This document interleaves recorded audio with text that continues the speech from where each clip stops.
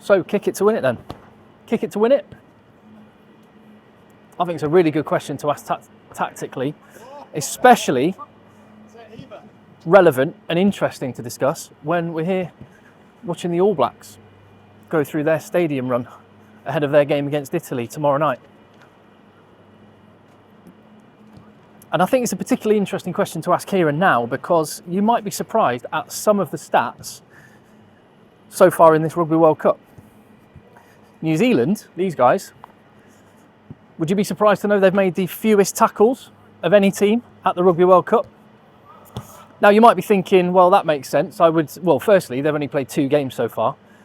And secondly, you might be thinking, well, the stronger teams will have the ball more, therefore make fewer tackles. However, whilst New Zealand are right there at the top, or the bottom, depending on which way you look at it, having made the fewest tackles, have a look at who is near the top of that list, having made the most tackles. And yes, you will see Namibia and Chile, some of the poorer teams in the competition, lower ranked teams. But you will also see England and Wales, top of their pools. And you'll also see France and South Africa, 2 of the tournament favourites. So what is going on there? Even when you adjust for the 1 fewer game New Zealand have played, for every tackle they make, other teams, other fancied teams, are making 2 tackles. So what's happening? When you look at Ireland, another one of the much fancied teams, they're kind of middling in 12th position in terms of tackles made. So there's definitely something to discuss here in terms of the style of play and what the best game plan is to actually come out with a victory. But before we get onto that and look at what's going on, I think it's important to look at another stat, points scored. Because look who's near the top of that list. You've got Ireland, yes, but you've got those other teams that are making the most tackles and yet scoring the most number of points. Skills going on in the background. I find that fascinating. So what is it about Ireland that means they can do less work defensively but still score points? But how is it that without as much ball and whilst doing a lot more defensive work, some teams are scoring a lot more? And this comes down to that subject of kicking, doesn't it? Hence the title, Kick It to Win It. And think about that opening game. France kicked the ball 44 times in that game, which is a lot, isn't it? And it quite often gets overlooked because you sort of get seduced by France's attacking play. They kicked a lot in that match. And when you look at how they play, they rarely go through multiple phases. They will tend to have maybe 4 or 5 phases, and then they'll kick. If they're not getting anywhere, they'll kick to change the shape, to manipulate the defence, and try and create a different picture. That's because defences are so well organised. And I think it's the reason why other teams are near the top of that list. They are employing that similar game plan. They're not wasting energy and time in their own half. They're kicking for position and to try and change the picture and manipulate defences. And particularly that's important because if you think about it, the more phases you play, then the more rucks there are, the more opportunities there are for a turnover, which can manifest itself in a team kicking into the corner to maul it at you, or equally kicking for 3 points and applying that scoreboard pressure, 3-6-9, etc. So I think that first game with France, the ball's flying up, that first game with France is really important to talk about because not only did they kick a lot, they kicked very, very intelligently, really, really smart.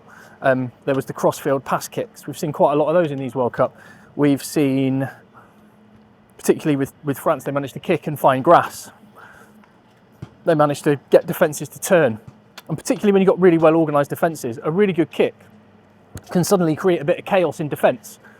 And when you kick in a way that means you can compete, then you're really giving yourself an opportunity, if you can regather the ball, to be playing against a much more of a broken field. And kicking gets a bad rap quite a lot. I was there at the England v Japan game in Nice when there were boos from the crowd. I can tell you there were definitely boos. And that wasn't because England were kicking a lot, although they were. It's because a lot of the kicks weren't very effective. They were kicking good field position and good attacking opportunities away. And I think that the balance to be struck is to use that possession when you have it, and then make efficient kicking options when you don't. And I think that's what the best teams do so well. So, and I will get to New Zealand in a second, I think this is highly relevant to them. But Ireland first, because what's going on with Ireland, that they managed to do less defensive work, but still score lots and lots of points? Well, it's one word, and it's a word that gets used a lot surrounding Ireland at the minute, cohesion. They are the most cohesive team at the Rugby World Cup. I've been using the phrase a lot lately, hive mind, to describe Ireland. But does it mean it's easier to just kick and apply pressure? I think that is the easier option to do. What England and Wales are doing, bearing in mind where they've come from and what they're attempting to do, I think you'd have to say the easier option is to simplify the game plan and kick more. And England and Wales have done that to good effect, to be fair. The harder thing to do is what Ireland are doing, which is to actually play with more phases. Now, Ireland kick a fair bit themselves and they kick very intelligently, but they will have a crack. And they've got some very intricate attack play that does go through phases.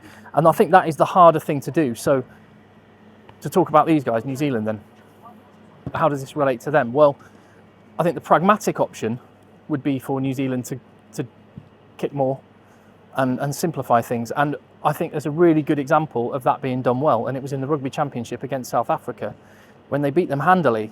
And one of the sources of them winning handily was kicking a lot, or kicking with great variety and great effectiveness. And is that the blueprint for them for this World Cup? Possibly, which would be a slight change because, as we've said, they've actually been playing more phases than many teams. I think we might see, as we get towards the knockout games, that balance change a little bit and then kick a bit more. And that maybe is the pragmatic route to success. However, I think they're trying to play a little bit more like Ireland, a little bit more intricate.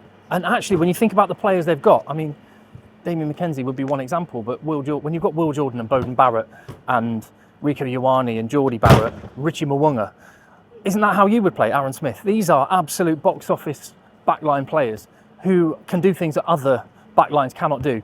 And so I get it. I absolutely get that that's why they're trying to do what they're trying to do. And I think you have to say it's a fairly smart move. But I'll come back to that word that people use to describe Ireland, cohesion. Cohesion. And I think that means, New Zealand, you have to just play your strongest team every possible minute that you can. There's nothing else for it. There's no more chopping and changing, no rotating. So they're playing Italy, big game. They have to win that one. That'll be a tough challenge. They'll have enough. They'll win, I'm sure. But then they've got Uruguay, and the temptation might be to rotate your players against Uruguay. No, New Zealand, you cannot afford to do that. You just cannot afford to do that. So cohesion is the watchword for New Zealand. Every minute you can get your team out on the field, you have to, if you want to get that balance.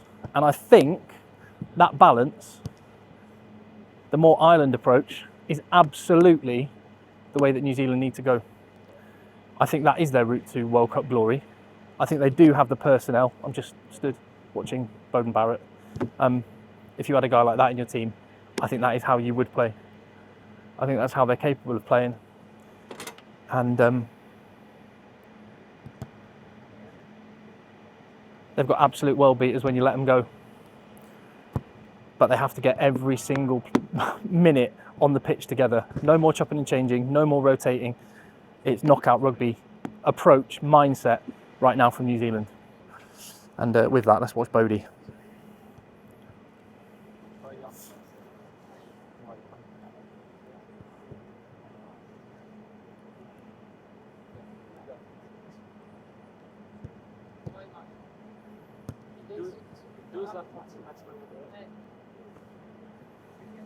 That'll do. Right. So I'm delighted to see Cam Roigard and D-Mac on the bench for New Zealand. And again, that's another little suggestion that they're going to be going for the, not gung-ho, that's the wrong way of putting it, but slightly more attacking approach. What a privilege this is.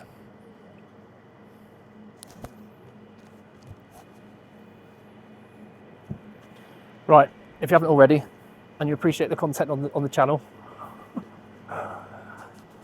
I'm just stood watching D-Mac do his kicking. This is mental. If you appreciate the channel and the content, and you haven't already, I really hope this will earn your subscription. Give the video a thumbs up, leave your comments. I'll see you on the next one.